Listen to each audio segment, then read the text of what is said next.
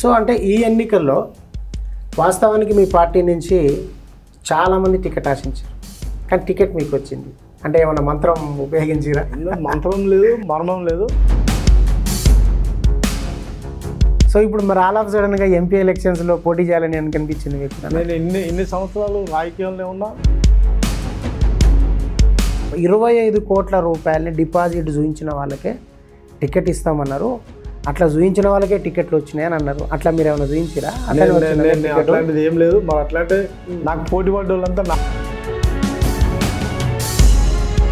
కేవలం ఒక 3 నెలలనే ప్రజల ఆలోచనలో మార్పు వచ్చి అంటే వ్యతిరేకించినటువంటి బీఆర్ఎస్ మీద ప్రేమ పుట్టి మిమ్మల్ని గెలిపిస్తారు అని అనుకుంటున్నారా? 100% నేను నమ్ముతున్నా. ఎందుకంటే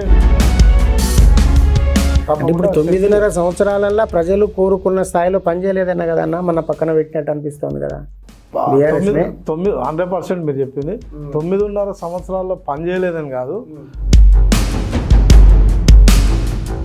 ఆ నాయకుడు మీరు ఒకే పార్టీలో కలిసి పనిచేసారు టీడీపీలో, ఇప్పుడు ఒకే పార్టీలో ఉన్నారు.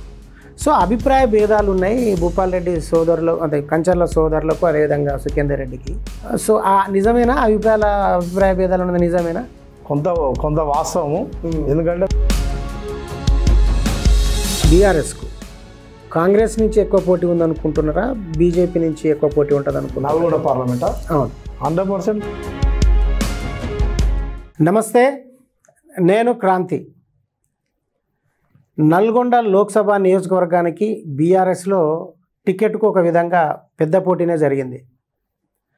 శాసనమండలి చైర్మన్ గుత్తా సుఖేందర్ రెడ్డి కొడుకు గుత్తా అమిత్ రెడ్డి టికెట్ కావాలని కోరారు. అదేవిధంగా మాజీ ఎమ్మెల్సీ డాక్టర్ తేరా చిన్నపురెడ్డి టికెట్ కావాలని కోరారు. పార్టీ మారకముందు హుజూర్ నగర్ మాజీ ఎమ్మెల్యే సైదిరెడ్డి కూడా నల్గొండ లోక్సభ నియోజకవర్గ బీఆర్ఎస్ టికెట్ని ఆశించారు. కానీ వీరందరినీ తోసిరాజని ఆ పార్టీ అధిష్టానం కంచర్ల కృష్ణారెడ్డికి టికెట్ ఇచ్చింది. నల్గొండ మాజీ ఎమ్మెల్యే కంచర్ల భూపాల్ రెడ్డి సోదరుడు కృష్ణారెడ్డి ప్రస్తుతం బీఆర్ఎస్ తరఫున నల్గొండ లోక్సభ నియోజకవర్గంలో ఆ పార్టీ అభ్యర్థిగా బరిలో ఉన్నారు. ఈ ఎన్నికలను ఆయన ఎలా ఎదుర్కోబోతున్నారు, ఈ ఎన్నికల్లో ఆయన ఇవ్వబోతున్న హామీలేంది, ప్రత్యర్థి పార్టీలను ఏ విధంగా కౌంటర్ చేయబోతున్నారు, ఈ విషయాలన్నీ కంచర్ల కృష్ణారెడ్డి గారిని అడిగి తెలుసుకుందాం. అన్న నమస్తే. నమస్తే. బీఆర్ఎస్ నుంచి టికెట్ వచ్చినందుకు ముందుగా మీకు అభినందనలు. సో నేను అడిగినట్టు ఈ ఎన్నికల్ని మీరు ఎట్లా ఎదుర్కోబోతున్నారు? ఎందుకంటే 2023 డిసెంబర్లో జరిగిన శాసనసభ ఎన్నికల్లో ఈ జిల్లాలో కేవలం ఒకే ఒక నియోజకవర్గంలో పార్టీ గెలిచింది. మన నల్గొండ లోక్సభ నియోజకవర్గానికి వస్తే ఒక్క ఎమ్మెల్యే మాత్రమే ఎక్కున్నారు. 7 ఎమ్మెల్యేలు ఉండాల్సిన చోట ఒక్క ఎమ్మెల్యే ఉన్నారు. ఒక విధంగా కొంచెం గడ్డు పరిస్థితి అనిపిస్తుంది. ఇలాంటి పరిస్థితిని మీరు ఎట్లా అధిగమిస్తారు? ఈ ఎన్నికలను ఎట్లా ఎదుర్కోబోతున్నారు? తప్పకుండా నాకు టికెట్ ఇచ్చిన మొదలు ధన్యవాదాలు, కేసీఆర్ గారికి ధన్యవాదాలు తెలుపుకుంటున్నా. ముఖ్యంగా గతంలో కూడా కాంగ్రెస్ పార్టీ ఒకటే సీట్ గెలిచింది, ఇక్కడ బీఆర్ఎస్ పార్టీ 6 సీట్లు గెలిచింది, అయినా కాంగ్రెస్ పార్టీ గెలిచింది. ఇప్పుడు కూడా కాంగ్రెస్ పార్టీ 6 సీట్లు గెలిచింది, మా బీఆర్ఎస్ పార్టీ 1 సీటు గెలిచింది. అంటే నేను దీనికి పోల్స్తలేను. కానీ అప్పుడు మా అధికార పార్టీ మీద అంత వ్యతిరేకత లేదు. ఇప్పుడు అధికార పార్టీ మీద, కాంగ్రెస్ ప్రభుత్వం మీద, ఈ 100 రోజుల పరిపాలన మీద చాలా వ్యతిరేకత వచ్చింది. ఎందుకంటే వాళ్ళు ఏవైనా అబద్ధపు హామీలు ఇచ్చిరో అవన్నీ ఒక్కటి కూడా నెరవేర్చలేదు. ఒక ఆర్టీసీ బస్సు ప్రయాణం మహిళలకు తప్పిస్తే, రైతు బంధు కానీ 15,000, అదేవిధంగా రుణమాఫీ 2 లక్షలు కానీ, అదేవిధంగా కళ్యాణ లక్ష్మి 1,00,000 రూపాయలతో పాటు తులం బంగారం కానీ, 2,500 మహిళలకు కానీ ఏ హామీ నెరవేర్చలేకపోయారు. కనుక తప్పకుండా ప్రజలు తిరస్కరిస్తారని నేను నమ్ముతున్నా, నన్ను గెలిపిస్తారని నేను అనుకుంటున్నాను. ఓకే. సో అంటే మీకు పార్టీ తరఫున ఇవ్వబోతున్న హామీలు ఎట్లాగా మీ ఎన్నికల పార్టీ మేనిఫెస్టో ఉంటుంది. సో అంటే మీరు ప్రత్యేకంగా ఇక్కడ ఏమన్నా హామీలు ఇవ్వబోతున్నారా? కాంగ్రెస్ కానీ లేదంటే బీజేపీని కానీ ఎట్లా ఎదుర్కోబోతున్నారు అంటున్నారు? నేను 100% నా స్థాయి, నేను ఒకవేళ పార్లమెంట్ సభ్యుని అయితే జాతీయ ఉపాధి హామీ పథకాన్ని రైతులకు అనుసంధానం చేయడానికి ప్రయత్నం చేస్తా. ఎందుకంటే ఈ నల్గొండ పార్లమెంట్ పరిధిలో దాదాపు 80 నుంచి 90% మంది రైతులే ఉంటారు. వాళ్ళ జీవన ఆధారం మొత్తం వ్యవసాయ రంగమే. కనుక తప్పకుండా నేను జాతీయ ఉపాధి హామీ పథకాన్ని రైతులకు అనుసంధానం అయ్యేటట్టు ఏర్పాటు చేస్తా. అదేవిధంగా రైతులకు ముఖ్యమైనది, ఎందుకంటే కేసీఆర్ నీళ్ళు ఇచ్చిండు, కరెంట్ ఇచ్చిండు, రైతు బంధు ఇచ్చిండు, పండిన పంట అంతా ఏర్పాటు చేసిండు, కానీ ఒక రేటు మాత్రం అది సెంట్రల్ గవర్నమెంట్ ఇవ్వాల్సిన అవసరం ఉంటుంది. ఎంఎస్పి ప్రైజు స్వామినాథన్ కమిషన్ ప్రకారం ఏ రేట్లు అయితే నిర్ణయించారో రైతులకు ఆ రేట్లు ఇప్పించే ఏర్పాటు చేయడానికే నేను పార్లమెంట్లో పోరాటం చేస్తాను. సో అంటే ఈ ఎన్నికల్లో వాస్తవానికి మీ పార్టీ నుంచి చాలామంది టికెట్ ఆశించారు, కానీ టికెట్ మీకు వచ్చింది. అంటే ఏమన్నా మంత్రం ఉపయోగించిరా? మంత్రం లేదు, మర్మం లేదు. నేను గతంలో తెలుగుదేశం పార్టీలో 30 సంవత్సరాలు పనిచేసిన, అది నా కమిట్మెంట్. అది కేసీఆర్ గారికి నచ్చింది. ఇప్పుడు కూడా ఈ పార్టీలోకి వచ్చి 7 years అయింది. ఇక ఎవరికి ఎందుకు ఇవ్వాలి, ఇతనైతేనే కరెక్ట్ అని చెప్పి నన్ను నమ్మిండు. అందులో ఇక్కడ హుజూర్ నగర్లో కానీ, నాగార్జున సాగర్లో కానీ, నల్గొండలో కానీ నేను ఇన్ఛార్జ్గా పనిచేసాను. ఇంతకుముందు గత ఉప ఎన్నికలకు కానీ, జనరల్ ఎలక్షన్లకు కానీ నేను పనిచేసిన, నాకు అనుభవం ఉంది. నన్ను నమ్మిండు, ఇచ్చిన టికెట్. అంటే మీరు టీడీపీలో ఉన్నప్పుడు అంటే కేవలం రాజకీయమే చేసారా, అంటే ఇంకా వేరే ఏదైనా వృత్తి ఉండిందన్న మీకు? అంటే కొన్ని కాంట్రాక్ట్లు ఏమైనా చేసిరా, లేకపోతే ఏదన్నా? నేను టీడీపీలో నేను 94లో అడ్వకేట్గా ఎన్రోల్ అయినా. అడ్వకేట్ చేశాను. 12 సంవత్సరాలు ప్రాక్టీస్ చేసిన తర్వాత కాంట్రాక్టర్గా, రియల్టర్గా, ఒక కాటన్ మిల్ పెట్టి ఇండస్ట్రియలిస్ట్గా పనిచేయడం జరిగింది. అయినా నాకు ఈ అన్నిటికంటే ప్యాషన్ ప్రజాసేవ, పాలిటిక్స్ అనేది నాకు ప్యాషన్. నేను 11 ఏళ్ళ వయసు నుంచి, అప్పుడు 81లో సమితి ప్రెసిడెంట్ ఎన్నికలు జరిగినాయి. అప్పటి నుంచి నేను ప్యాషన్, నాకు ఇష్టం రాజకీయాలు ఉండటం అంటే, ప్రజాసేవ చేయడం అంటే, పేద ప్రజలతో కలిసి తిరగడం అంటే, కలిసి తినడం అంటే నాకు చాలా ఇష్టం. అందుకని నేను ఇదే ఎంచుకున్నాను. అంటే కానీ మీరు ఏ ఎన్నికల్లో పోటీ చేసినట్లేదు కదన్నా? అంటే ఏ ఎన్నికలలో పోటీ చేయలేదు. ఈవెన్ మా బార్ అసోసియేషన్ ఎన్నికలలో కూడా, అడ్వకేట్స్ అసోసియేషన్ ఎన్నికలలో కూడా నేను పూర్తిగా ఇన్వాల్వ్ అయ్యి రాజకీయం చేసేది, కానీ ఎప్పుడు ఏ ఎలక్షన్లో నిలవలేదు. అంటే పదవుల కోసం రాలేదు మీరు? రాలేదు. ఓన్లీ నాకు పాలిటిక్స్ ప్యాషన్, అందరితో కలిసి తిరగడం ప్యాషన్ కనుక నేను అట్లా. ఓకే. సో ఇప్పుడు మరి ఆల్ ఆఫ్ సడన్గా ఎంపీ ఎలక్షన్స్లో పోటీ చేయాలని అని కనిపించింది మీకు? ఇప్పుడు 35 సంవత్సరాల కెరియర్ మీది. అంటే టీడీపీలో 30 ఏళ్ల పైన ఉన్నారు, ఇందులో వచ్చి ఒక 7 సంవత్సరాలు అంటున్నారు, 42 సంవత్సరాలు. సో 42 సంవత్సరాలలో మరి ఏ పదవి కోరుకోకుండా ఇప్పుడు ఒకేసారి మీకు ఎంపీ కావాలని, ఎంపీ ఎన్నికలలో పోటీ చేయాలని ఎందుకు అనిపించింది? నేను ఇన్ని సంవత్సరాలు రాజకీయంలో ఉన్నా, ప్రజాక్షేత్రంలో ఉన్నా కనుక దీనికి తోడు నేను ఒక ఎంపీ అభ్యర్థిగా, ఎంపీ అయినట్టయితే ఇంకా ప్రజలకు సేవ చేయొచ్చు, పేద ప్రజలతో ఉండొచ్చు అనేది నా మెయిన్ ముఖ్య ఉద్దేశం. కనుక అందుకనే పార్లమెంట్ మెంబర్గా పోటీ చేస్తాను. ఓకే. అయితే ఎంపీ టికెట్లు ఇచ్చే ముందు ఒక ప్రచారం జరిగిందన్న, ఈవెన్ బీఆర్ఎస్లో కూడా, అంటే ప్రధానంగా బీఆర్ఎస్లోనే 25 కోట్ల రూపాయలని డిపాజిట్ చూపించిన వాళ్ళకే టికెట్ ఇస్తామన్నారు. అట్లా చూపించిన వాళ్ళకే టికెట్లు వచ్చినాయి అని అన్నారు. అట్లా మీరు ఏమైనా చూపించిరా? అట్లాంటిది ఏం లేదు. మరి అట్లాంటి నాకు పోటీ పడ్డ వాళ్ళంతా నాకంటే బలమైన అభ్యర్థులు. అమిత్ రెడ్డి కానీ, మన చిన్నరెడ్డి గారు కానీ, అందరు నాకంటే బలమైన, ఎన్నింతలో బలమైన అభ్యర్థులు. మరి ఆ లెక్కన వస్తే వాళ్ళకే ఇవ్వాలి. అదేం చూడలేదు. అభ్యర్థి కమిట్మెంట్ చూసిండు, అది నా యొక్క కమిట్మెంట్ చూసి ఇచ్చిండు అని నేను నమ్ముతున్నాను. అంటే అదే ఇప్పుడు మనం ఇందాక మాట్లాడుకున్నట్టంటే మొత్తం మనకు 7 అసెంబ్లీ నియోజకవర్గాలలో ఒక్క సూర్యాపేటలో మాత్రమే జగదీష్ రెడ్డి గారు గెలిచారు, మిగిలిన 6 చోట్ల ఓడిపోయారు. సో కేవలం ఒక 3 నెలలనే ప్రజల ఆలోచనలో మార్పు వచ్చి, అంటే వ్యతిరేకించినటువంటి బీఆర్ఎస్ మీద ప్రేమ బుట్టి మిమ్మల్ని గెలిపిస్తారు అని అనుకుంటున్నారా? 100% నేను నమ్ముతున్నాను. ఎందుకంటే గత 18 అసెంబ్లీ కానీ, 19 పార్లమెంట్ ఎన్నికలు కానీ మాకు అధికార పార్టీకి వచ్చిన ఓట్లకు, పార్లమెంట్ ఎలక్షన్లో వచ్చిన ఓట్లకు దాదాపు 20 లక్షల ఓట్ల తేడా ఉంది. ఇది మొత్తం టోటల్ తెలంగాణలో. అప్పుడు మా పార్టీ మీద, మా అధికార ప్రభుత్వం మీద వ్యతిరేకత లేదు. ఇప్పుడు కూడా ఇప్పుడు అధికార పార్టీ మీద, ప్రభుత్వం మీద పూర్తి వ్యతిరేకత ఉంది. అది మీ అందరూ తెలుసు. ఇప్పుడు నన్ను గెలిపిస్తారని నేను నమ్ముతున్నా. తప్పనిసరిగా కాంగ్రెస్ పార్టీకి వ్యతిరేకంగా ఒక 20-25 లక్షల మంది ఓటర్లు రివర్స్ అవుతారని నాకు నమ్మకం ఉంది. తప్పకుండా మాక్సిమం సీట్లు వస్తాయని నేను నమ్ముతాను. అంటే ఇప్పుడు అంత తక్కువ పీరియడ్లో కేవలం 3 నెలలనే అంత వ్యతిరేకత వచ్చిందంటే అప్పుడు కూడా నా డిసెంబర్ 7వ తారీఖు ఎన్నికలు అయినాయి, ఏప్రిల్ 11వ తారీఖు పార్లమెంట్ ఎన్నికలు అయినాయి.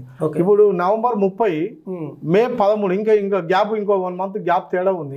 ఎక్కువ ఉంది కనుక తప్పకుండా సేమ్ నేను 40 ఏళ్ళ నుంచి చూస్తున్నా రాజకీయాలు, సేమ్ రిపీట్ 100% అవుతుంది. నేను 40 ఏళ్ళ నుంచి రాజకీయాలు చూస్తున్నా, పరిశీలిస్తున్నా. ఎప్పుడు ఒక ప్రభుత్వం మీద ఇంత జల్దీ ఇంత వ్యతిరేకత వచ్చిన ప్రభుత్వం ఏం లేదు.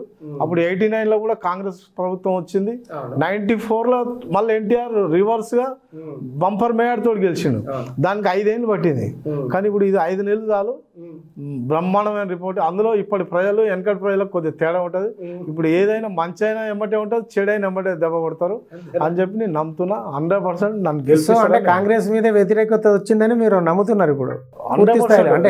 అంటే ఎంపీ అభ్యర్థులని కాంగ్రెస్ వాళ్ళని ఓడగొట్టి మళ్ళీ బీఆర్ఎస్ ని గెలిపిస్తారు, నాకు ఆ విశ్వాసం ఉంది.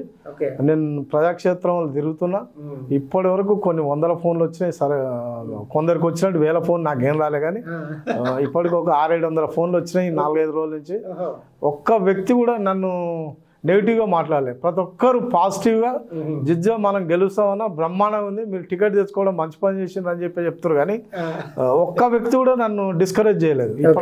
ఓకే, అంటే అన్న ఇప్పుడు వాళ్ళు 7 చోట్ల 6 ఎమ్మెల్యేలు ఉన్నారు, అందులో 2 మంత్రులు ఉన్నారు, ప్లస్ కాంగ్రెస్ అభ్యర్థి కూడా ఒక సీనియర్ కాంగ్రెస్ లీడర్ కొడుకు. అంటే వాళ్ళందరూ ఏమీ మేకప్ చేసుకోకుండా ఈ చిన్న చిన్న అసంతృప్తుల్ని కొంచెం కాంప్రమైజ్ చేసుకొని పోటీ ఇవ్వకుండా ఒకటినే చేతులు ఎత్తేస్తారని అనుకుంటారు. చేతులు ఎత్తేస్తారని నేనేం ఉండదు, గట్టి పోటీ ఇస్తారు 100%. ప్రజలను ఆల్రెడీ వాళ్ళు ఏం చేయాలో అది చేసి 100 రోజుల పరిపాలన ప్రజలు వాళ్ళు ఏం కోరుకుంటారు, ఒక ఆలోచనతోటి వాళ్ళు ఓటేసారు. బీఆర్ఎస్ ప్రభుత్వాన్ని కాదని కాంగ్రెస్ ప్రభుత్వాన్ని ఎంచుకోరు. ఆ ఎంచుకున్న విధానంలో ఏ ఒక్కడు కూడా అమలుపరచలేదు. ఒక ఆర్టీసీ బస్సు ప్రయాణం తప్పించి, అది కూడా ఇంకొక 50% 100% బస్సులు పెంచితే బాగుండే, అది కూడా లేదు కనుక ఇంకా వేరే ఏ పథకాలు అమలుపరచలేదు కనుక, ఏది చేయలేదు కనుక 0 కరెంట్ బిల్లు కూడా ఇప్పటి వరకు అమలుపరచలేదు. మహిళలకు 2500 ఇవ్వలేదు, రైతు బంధు 15,000 ఇవ్వలేదు, ఇచ్చిన 10,000 గతంలో ఉన్నాయి కూడా 50% కూడా ఇవ్వలేదు. రుణమాఫీ 2 లక్షలు 9వ తారీఖే ఇస్తామని చెప్పి ఇవ్వలేదు. అన్నిటి మీద మాకు నమ్మకం ఉంది. తప్పకుండా వెనకటి రోజులు కావు, వెనకటైతేనే 5 ఏళ్ళు వెయిట్ చేసేది, ఇప్పుడు 5 నెలలు కూడా వెయిట్ చేయరు, తప్పకుండా రివర్స్ దెబ్బ కొడతారు. అంటే ఇప్పుడు ఈ అంశాలన్నింటినీ మీరు ఇదే ప్రచారం చేయబోతున్నారు? మా ప్రచార అస్త్రాలే ఇవి. ఎన్ని కేవలం 5 నెలల కాలంలో కాంగ్రెస్ అమలు చేయకపోయినా హామీల మీద మేము 9.5 సంవత్సరాలు ఏం హామీలు నెరవేర్చినాం, ప్రజలకు ఏ విధంగా సాయం చేసినాం, ఇప్పుడు ఈ 3 నెలల ఈ 100 రోజుల పరిపాలన ఏం చేశారు అనేది మేము. ఇప్పుడు 9.5 సంవత్సరాలలో ప్రజలు కోరుకున్న స్థాయిలో పనిచేయలేదన్నా కదన్నా, మన పక్కన పెట్టినట్టు అనిపిస్తుంది కదా. 100% మీరు చెప్పింది. 9.5 సంవత్సరాల్లో పని చేయలేదని కాదు, పని చేసిర్రు. కానీ వీళ్ళు కాంగ్రెస్ పార్టీ అబద్ధాలు చెప్పి ఇంకా మేము చేస్తామంటే పాపం ప్రజలు, రైతు కుటుంబాలు ఎట్లుంటుంది, మబ్బులు దూషితనాలు వేస్తారు రైతులు.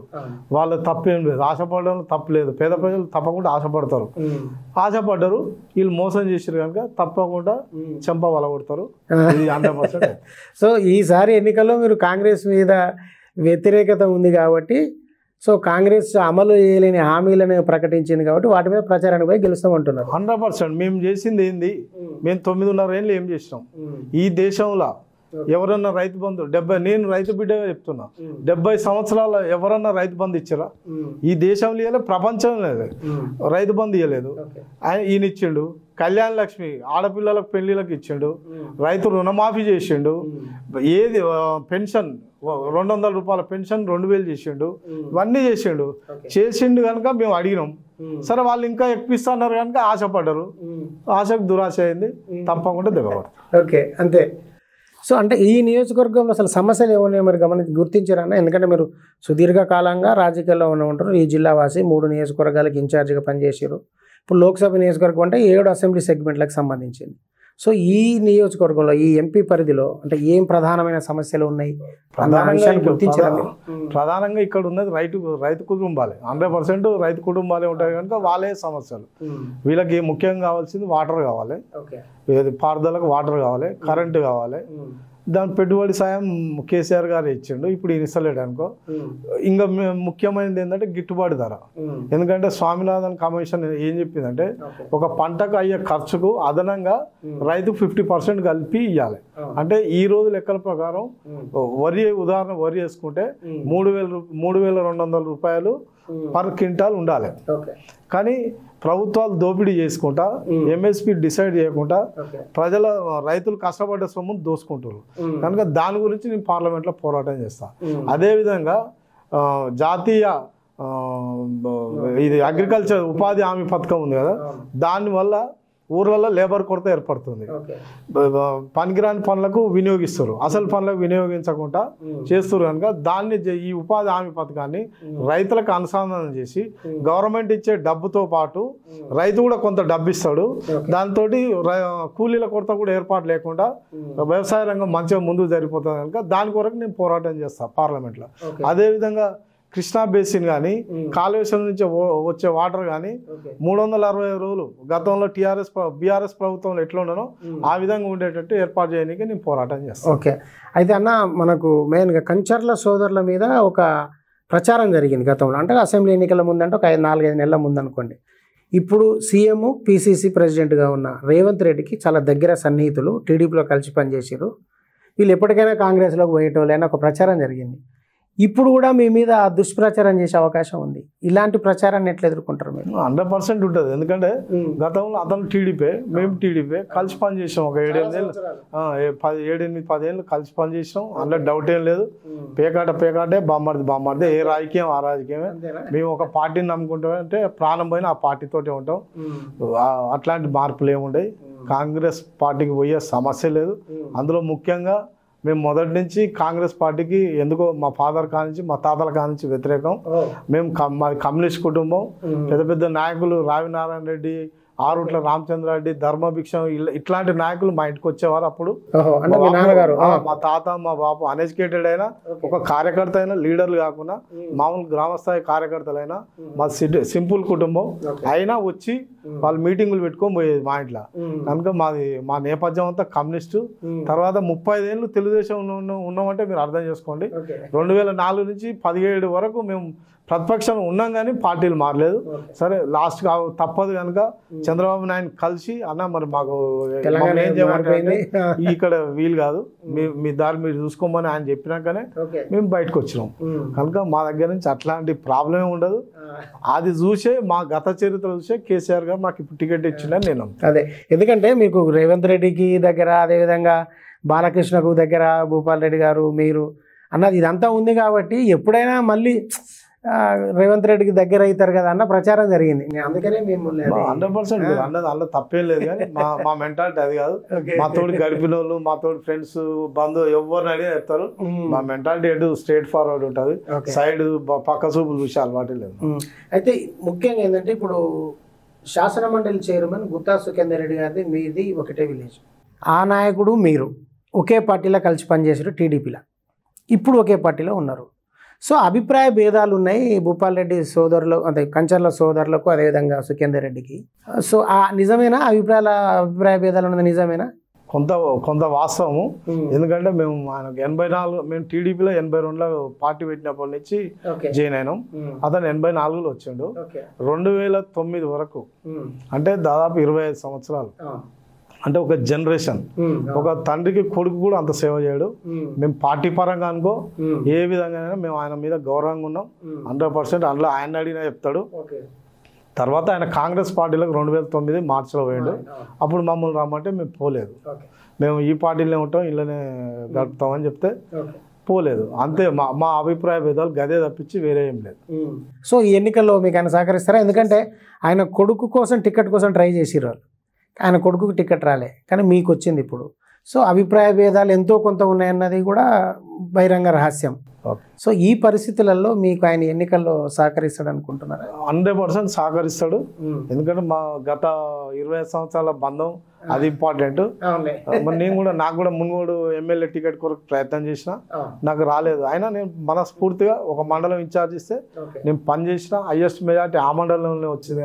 ఉప ఎన్నికలలో మరి కూడా మండల బాధ్యంగా ఉన్నా. హైయెస్ట్ మెజార్టీ అక్కడి నుంచే వచ్చింది. అట్లేం లేదు, దీనికి ఏం సంబంధం లేదు. ఇక్కడ కూడా అతను పనిచేస్తున్నాడని నేను నమ్ముతాను. 100% చేస్తాను. సో మిగతా మాజీ ఎమ్మెల్యేలు అందరూ ఎట్లున్నాయి మీ సంబంధాలు? బ్రహ్మాండంగా ఉన్నాయి. రవీంద్ర కుమార్ గారు కానీ, భగత్ గారు కానీ, భాస్కర్ అన్న కానీ, ఇక భూపాల్ అంటే బ్రదరే, జగదీష్ అన్న ఇక ఆయనది ఇబ్బంది ఏముండదు, godfather. Plus Mallayya Yadav garu కానీ, ఇక హుజూర్ నగర్ అంటే ఇన్ఛార్జ్ లేదు, అది కూడా జగదీష్ అనే చూస్తాడు కనుక మాకు ఎవరితో ఇబ్బందులు లేవు. నేను ఎవరితో ఇబ్బందులే పెట్టుకోను, నేను లో ప్రొఫైల్ మెయింటైన్ చేస్తా కనుక నాతోటి ఎవరు విభేదాలు ఉన్నాయని నేను అనుకుంటాను. అన్న, మీ పార్టీనే 25 కోట్ల రూపాయల డిపాజిట్ చూపించాలని నిబంధన పెట్టింది అన్నది బాగా మీడియాలో వచ్చింది. సో మీకు ఏదో ఇక మీరు డిపాజిట్ చూపించిరా లేదా అని కూడా నేను అడగట్లేదు, కానీ టికెట్ వచ్చింది మీకు. ఈ ఎన్నికల్లో ఎంత ఖర్చు పెడదాం అనుకుంటారు? 70 లక్షలు పెడదాం అనుకుంటారు. అంటే గవర్నమెంట్ విధించిన దాని వరకేనా? అంతే. సరే, మరి 70 లక్షలే ఖర్చు పెడితే ఎన్నికలు గెలవగలుగుతారా? పోయినసారి ఎంత పెట్టారు మీకు తెలియదా? తప్పకుండా గెలుస్తాను. అంటే ఏంది మీ లెక్క ఏంది? 70 లక్షల లెక్క ఏంది? అది ఎన్నికల కమిషన్ ప్రకారం ఎంత పెట్టాలో అంతే పెడతాం, అంతకంటే ఎక్కువ పెట్టడానికి రాదు. సో ఎన్నికల్లో 70 లక్షల లోపే ఖర్చు పెట్టి గెలుస్తామన్నా అంతే. కానీ మరి పార్టీ ఎందుకు 25 కోట్లు చూపించాలన్నది? అది ఎక్కడ సాక్ష్యం ఎక్కడ ఉంది? అన్ని ముచ్చట్లు చెప్తున్నారు బయట, పేపర్ వాళ్ళు రాస్తూనే ఉంటారు. అట్లాంటి మున్గోడు ఎన్నికలప్పుడు తులం బంగారం ఇస్తున్నారు, 30,000 ఇస్తున్నారు, అది నిజం? అది పేపర్ వాళ్ళు రాసుకుంటారు అంతే, వాళ్ళకి నచ్చింది రాసుకుంటారు వాళ్ళ పబ్లిసిటీ కొరకు అంతే. పేపర్లలో వచ్చింది అబద్ధం అంటున్నారు. అబద్ధం 100%. అంటే మీరు అసెంబ్లీ ఎన్నికలలో ఎందుకు పోటీ చేయలేదన్న? అంటే మీకు ప్రజాసేవ ఇంట్రెస్ట్, రాజకీయాల్లో నేను పనిచేయాలని అనుకున్నారు కదా. సో నల్గొండను మీ తమ్ముని వదిలిపెట్టారు. సో మీరు వేరేది ఏం ప్రయత్నం చేయలేదు? వాస్తవానికి నేను 2014లోనే నాకు నల్గొండ పార్లమెంట్ అవకాశం వచ్చింది. 2014లోనే వచ్చింది. అప్పుడు చంద్రబాబు నాయుడు పిలిచి నీకు నల్గొండ పార్లమెంట్ ఇస్తా చేయంటే భూపాల్కు నల్గొండ ఎమ్మెల్యే ఇయ్యని అన్నాడు. బీజేపీ పోతుంది అంటే అట్లయితే నాకు వద్దన, నేను భూపాల్కు పాలిటిక్స్లో ఉండి మొదటి నుంచి. భూపాల్కి వచ్చినాక నేను నాకు వస్తే సంతోషం, కానీ భూపాల్ది గుంజుకొని చేసేంత మూర్ఖుని కాదు, క్యారెక్టర్ అసాసినేషన్ అవుతుంది, నాకు ఇష్టం లేదన్న అని చెప్పి నేను రిజెక్ట్ చేసిన. అది జరిగింది. తర్వాత నేను మున్గోడు ఉప ఎన్నికల్లో నేను ట్రై చేసిన. అప్పుడు కేసీఆర్ గారు పిలిపించుకొని నీకు నల్గొండ పార్లమెంట్ ఇస్తా, ప్లాన్ చేసుకో ఇది అంటే, సరే అన్న అధిష్టానం ఏది చెప్తే అది మేము కట్టుబడుతున్నాం కనుక దాని ప్రకారమే నేను కట్టుబడాను. సో మీకు మునుగోడు అడిగిరు కానీ రాలేదు, కానీ అంటే మునుగోడు ఉప ఎన్నిక సమయంలోనే మీకు ఇది నల్గొండ లోక్సభ హామీ వచ్చింది అప్పుడు. Okay okay. సో ఇప్పుడు మీరు టికెట్ వచ్చినప్పటి నుంచి బేట్లే తిరుగుతున్నారన్న, అంటే ప్రచారానికి నియోజకవర్గాలు తిరుగుతున్నారుగా, ఎట్లా ఉంది రెస్పాన్స్ మీకు? నేను వాస్తవం చెప్పాలంటే నేను అభ్యర్థినని నా ఫేవర్ మాట్లాడుకోవడం అని కాదు, కానీ 40 సంవత్సరాల రాజకీయ జీవితంలో ఇంత ప్రభుత్వ వ్యతిరేకత వస్తుందని నేను ఊహించలేదు. చాలా బ్రహ్మాండంగా ఉంది ప్రతిస్పందన, రైతులలో కానీ, వృద్ధులలో కానీ, ఈవెన్ నిరుద్యోగ యువకులలో కూడా ఇంత జల్దీ మార్పు వచ్చింది నేను నమ్మలేకపోతున్నా. చాలా బాగుంది, తప్పకుండా గెలుస్తాను నమ్మకం ఉంది. సో ఇప్పుడు మొత్తం అన్ని నియోజకవర్గాలు తిరిగి వచ్చారన్న? దాదాపు అన్ని అంటే ముఖ్యులను కలుస్తున్నా, ఇంకా ప్రచారం పూర్తిగా స్టార్ట్ కాలే. ఈ 2-3 రోజుల తర్వాత ఆత్మీయ సభ, ఇప్పుడు నిన్న ఒకటి పార్లమెంట్ మొత్తం కలిసి ఒకటి చేసాం, తర్వాత ప్రతి కాన్స్టిట్యూన్సీకి ఒక ఆత్మీయ సమ్మేళనం పెట్టి దాన్ని బట్టి ప్లాన్ చేసుకుంటాం. తర్వాత ఎవ్రీ మండల్ పెద్ద విలేజ్ అన్ని టైం ఉంది కొంచెం. ప్లస్ నాకు ముఖ్యులై అందరు సర్పంచ్లు, ఎంపీటీసీలై, ముఖ్య నాయకులు అన్ని నెంబర్లు తీసుకొని మాట్లాడుతున్నా ఫ్రీగా ఉన్నప్పుడు, ఇవన్నీ చేసుకుంటాం. సో ఇంకా ప్రచారం సీరియస్గా ఏం మొదలు పెట్టలేరు మీరు? ఇంకా మొదలు పెట్టలేదు. సో పబ్లిక్ నుంచి మంచి రెస్పాన్సే ఉంది. సో క్యాడర్ నుంచి ఎట్లా ఉందన్న? పబ్లిక్ నుంచి రెస్పాన్స్ ఉండడం వేరు, మొన్న మొత్తం డిసప్పాయింట్ అయి ఉన్నారు అన్ని నియోజకవర్గాలలో, ఓటమి పాలై ఎమ్మెల్యేలు అందరూ పోయేవరకల్లా క్యాడర్ అంతా కూడా కొంత స్తబ్దుగా ఉండే అవకాశం ఉంది కదా. అంటే క్యాడర్లో ఎట్లా వస్తుంది? క్యాడర్లో కూడా బ్రహ్మాండంగా ఉంది. ఇప్పుడు మనం ఓడిపోయేసరికి వాళ్ళకి అర్థమైంది, అరే మన విలువ ఏంది, మన కష్టం ఎంత చేయాలనేది మనతో తెలిసిపోయింది వాళ్ళకు. ప్రతి ఒక్కరు జిజ్జుగా పనిచేస్తారు, ఫోన్లు కూడా చేసి అన్న ₹1 ఖర్చు పెట్టద్దు అయినా మేము కష్టపడతాం అనే విధంగా మాట్లాడతారు. తప్పకుండా వాళ్ళు కూడా జిజ్జుతోటే పనిచేస్తారు. Okay okay. ఎందుకంటే అన్న నల్లగొండ జిల్లా కేంద్రంలో 100 కోట్ల రూపాయలు ఖర్చు పెట్టింది ప్రభుత్వం, ఏది డెవలప్మెంట్ పర్పస్లో. కానీ ఇక్కడ వ్యతిరేకంగా వచ్చింది పార్టీకి రిజల్ట్. కానీ ఇప్పుడు ఇక్కడ నుంచి ఒక మంత్రి ప్రాతినిధ్యం వహిస్తున్నాడు. నల్లగొండలో అత్యధిక ఓట్లు ఉంటాయి మీకు తెలుసు. సో నల్లగొండ మీద ఏమైనా స్పెషల్ ఫోకస్ పెడుతురా? స్పెషల్ ఫోకస్ అంటే మా బ్రదరే ఉంటాడు కనుక ఇబ్బంది ఏం లేదు. అన్ని కాన్స్టిట్యూన్సీల మీద ఏ విధంగా ఉంటుందో ఇది మా సొంతం కనుక ఇంకో కొద్దిగా డిఫరెంట్గా స్పెషల్ ఫోకస్ పెడతాం. అప్పటికి ఇప్పటికి కూడా ఓటర్లలో తేడా వచ్చింది. అరే అప్పుడు భూపాలను నన్ను అనవసరంగా కూడా కొట్టినాం, మేము ఇట్లా అనుకోలేదు అని చెప్పి చాలా మంది మాట్లాడుతారు. తప్పకుండా మంచి మెజార్టీ వస్తుందని నేను అనుకుంటున్నాను. అంటే ఈ నియోజకవర్గం మొత్తంలో అంటే 7 సెగ్మెంట్లలో గత బీఆర్ఎస్ ఏం అభివృద్ధి చేసింది అన్నది ఐడియా ఉందా మీకు? ఏమేమి పనులు చేసింది, ఎంత ఖర్చు పెట్టింది అన్నది ఏమన్నా అవగాహన ఉందా? దాని మీద అంటే లిఫ్ట్ ఇరిగేషన్ కానీ, ప్రతి జిల్లా హెడ్ క్వార్టర్లో డెవలప్మెంట్ కానీ, గ్రామాలలో సీసీ రోడ్లు కానీ, ఎలక్ట్రికల్ ట్రాన్స్ఫార్మర్లు కానీ, ప్రతి పర్సనల్గా వస్తే ఇక రైతు బంధు ఇవన్నీ ఉన్నాయి కదా, కళ్యాణ్ లక్ష్మి ప్లస్ మన ఈ గురుకుల హాస్టల్ కానీ ప్లస్ నవోదయ స్కూల్ కానీ ఇవన్నీ చాలా ఇవన్నీ మీరు చూస్తూనే ఉన్నారు. ఎక్కడ కరెక్ట్ చెప్పాలంటే ఏ గ్రామంలో ఇప్పుడు సీసీ రోడ్లు మిగిలేవు, ఇక దాదాపు అంతా క్లోజ్ అయిపోయినాయి, మ్యాక్సిమం వర్క్ అయిపోయింది. లిఫ్ట్ ఇరిగేషన్లు హుజూర్ నగర్ కానీ, సాగర్ కానీ, కోదాడు కానీ ఇవన్నీ చేయడం జరిగింది. ఇంకా మళ్ళీ ఒకసారి కలిసి ఇంకా చేసేది ఉండే, సరే దురదృష్టవశాత్తు జరిగింది. అంతే అంతే. అయితే నేను అడగదలుచుకున్న ఇంకొక ప్రశ్న ఉందన్న, ఈ ఎన్నికల్లో మీకు బీఆర్ఎస్కు కాంగ్రెస్ నుంచి ఎక్కువ పోటీ ఉందనుకుంటున్నారా, బీజేపీ నుంచి ఎక్కువ పోటీ ఉంటుంది అనుకుంటున్నారా? నల్గొండ పార్లమెంటా 100% కాంగ్రెస్కి మాకే పోటీ ఉంటుంది, బీజేపీ అంత ఉంటుందని నేను అనుకోను. సో ఎట్లా పోటీ నామపాత్రమే ఉంటుంది బీజేపీది, మా ఇద్దరి మధ్యలోనే పోటీ ఉంటుందని నేను నమ్ముతాను. అంటే కాంగ్రెస్ వర్సెస్ బీఆర్ఎస్ ఉంటుంది అనేది డెఫినెట్గా అదే ఉంటుంది. ఓకే, ఎందుకంటే బీజేపీ ఆయన మీ మొన్నటి కనుక మీతో పాటు ఉన్న నాయకుడు కదా, నల్గొండ చాలా దగ్గరలో రాజకీయాల్లో అయితేనే ఉంటాయి. నేను అనేది కూడా అదే అన్న, ఎందుకంటే బీఆర్ఎస్ ఈసారి గెలిచే అవకాశమే లేదు అన్న ఒక అభిప్రాయంతో చాలా ఎంపీ స్థానాలలో సిట్టింగ్ ఎంపీలు అందరూ పోయారు. మీకు తెలుసు, వరుస పెట్టి మనం లిస్టు చదివితే 5-6 ఉంటాయి. నిన్న టికెట్ అనౌన్స్ చేసినాక కూడా ఎమ్మెల్యే కడియం శ్రీహరి కూతురు వెళ్ళిపోయింది. అంటే ఒక విధంగా సిట్టింగ్ ఎంపీలలో పూర్తి అభద్రతా భావం కనిపిస్తుంది బీఆర్ఎస్ గెలవదని. సో మీకెందుకు అంత విశ్వాసం కలుగుతుంది? ఆల్రెడీ ఎంపీలు చేసిన వాళ్ళే భయపడి పక్క పార్టీలకు పోయారు. అదే వాళ్ళకి నాకు తేడా అదే, మరి వాళ్ళు భయపడతాను, నేను భయపడాను. నాకేం పోయిన గవర్నమెంట్ లో నా 100 కోట్ల బిల్లు ఆపారు, అయినా నేనేం భయపడలే. తెలుగుదేశం పార్టీలే ఉన్నా నేను, నాకేం భయం లేదు. గవర్నమెంట్ అంటే కాంగ్రెస్ లో పోయిన 2004 నుంచి 14 వరకు ఉంది కదా, 2009లో నేను కాంగ్రెస్ పార్టీలకు రానందుకు దాదాపు 100 కోట్ల బిల్లులు ఆపారు. 9లోనే ఆపారు, 9-10లోనే ఆపారు నాది. ఆయన నేను ఇదే కోమరెడ్డి బ్రదర్స్ ఆపారు, ఆయన లెటర్లు కూడా ఉన్నాయి నా దగ్గర. నా ఆ కక్ష దాంతో ఆజితోటే కదా మేము నల్గొండకు వచ్చింది. అంతకుముందుకు మాకు నల్గొండ ఆలోచనే లేదు. మేము నల్గొండకు 2011లో వచ్చినాం. భూపాల్ అంతకుముందు మున్గోడు మీద ఆలోచన ఉండే మాకు. ఎప్పుడైతే వీళ్ళు బిల్లులు ఆపి మమ్మల్ని బాగా ఇబ్బంది పెట్టి మా కాంట్రాక్ట్లన్నీ బంద్ చేయించారో, అరే ఏ పదవిని అడ్డం పెట్టుకొని ఈ కొడుకులు మమ్మల్ని ఇబ్బంది పెట్టిరో ఆ పదవికి దూరం చేయాలని వచ్చినాం, సాధించినాం. సరే మొన్న అంటే గాలికి ఇబ్బంది అయింది, ఓకే సాధించినాం, కొట్టినాం.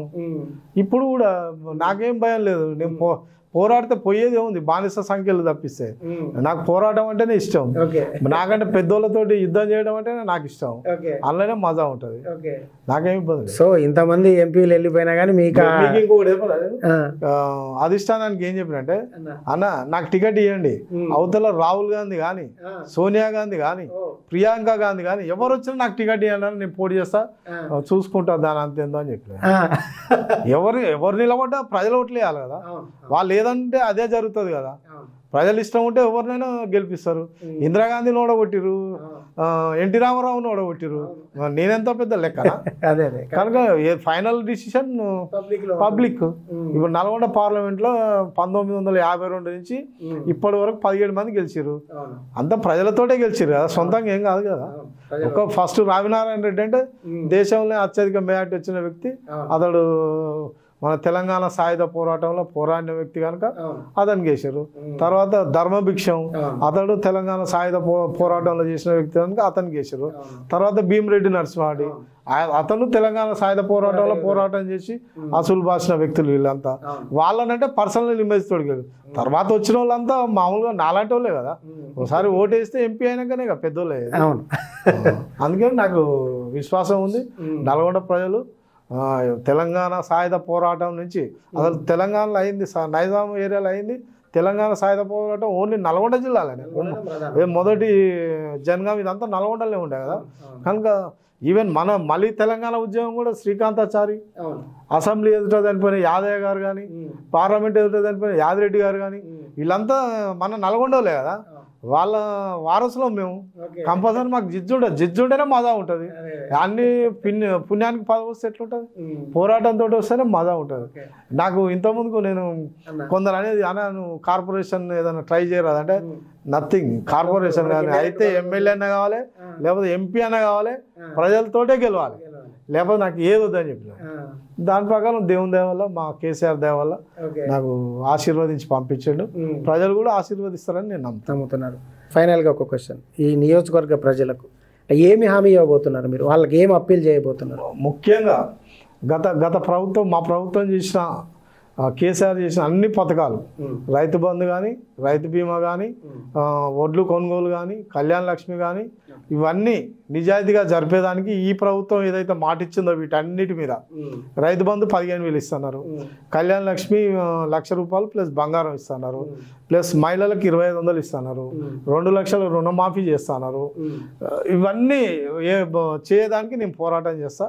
అదేవిధంగా పార్లమెంటులో జాతీయ ఉపాధి హామీ పథకాన్ని అనుసంధానం చేయడానికి ప్రయత్నం చేస్తా. రెండోది రైతులకు గిట్టుబాటు ధర చెల్లించేదానికి నేను పోరాటం చేస్తాను హామీ. సో కాబట్టి మిమ్మల్ని గెలిపించాలన్నది మీరు చేస్తున్నటువంటి అప్పీల్. ఓకేనా, ధన్యవాదాలు. Thank you. సో మీ లక్ష్యం నెరవేరాలని కోరుకుంటూ, నల్గొండ బీఆర్ఎస్ అభ్యర్థి కంచర్ల కృష్ణారెడ్డి మనోగతం విన్నారు కదా.